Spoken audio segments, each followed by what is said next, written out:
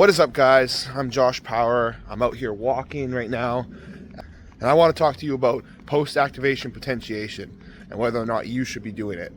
And unless you're an absolute beginner, at which case just about anything you do in the gym is going to work for you, it's probably a pretty good chance that you should be doing it. So what is it? Okay, so post-activation potentiation, or PAP, simply refers to an acute excitement of the neuromuscular skeletal system.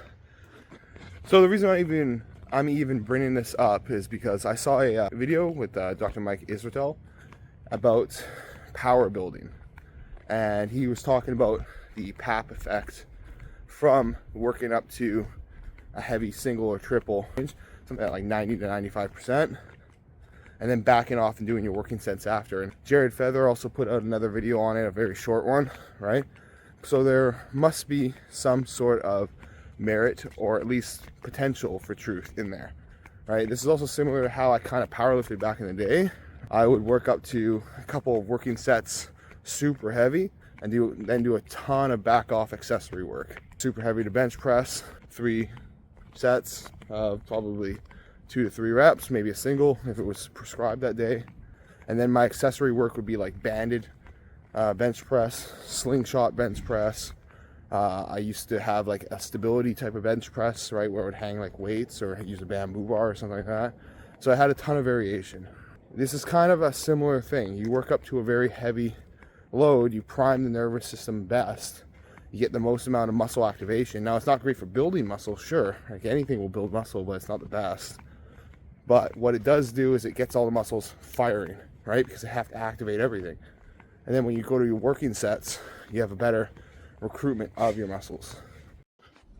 So a good example that I can show you is my most recent leg days.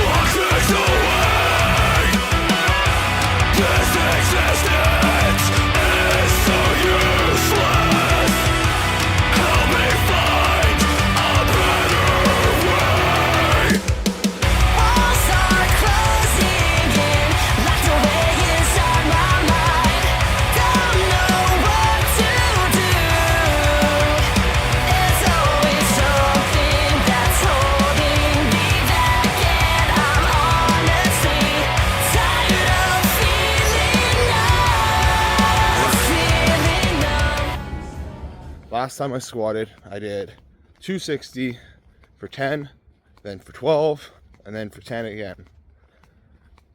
Yesterday, I did 315 for a triple. Then I backed off, back down to 260. I did 12. Then I did 12 again. Then I did 9. So the total volume increased dramatically because the amount of reps I did increased overall. So I did get a whole nother rep at 260, and I did 3 more reps at 315. So that's quite, that is an increase in volume. So that is a like PR for volume day, if you will, right? So it does have some merit there. So basically it comes down to what is good for you. So, you know, everyone's different. Everyone's going to approach lifting differently, and everyone's going to have different outcomes from different types of workouts, right?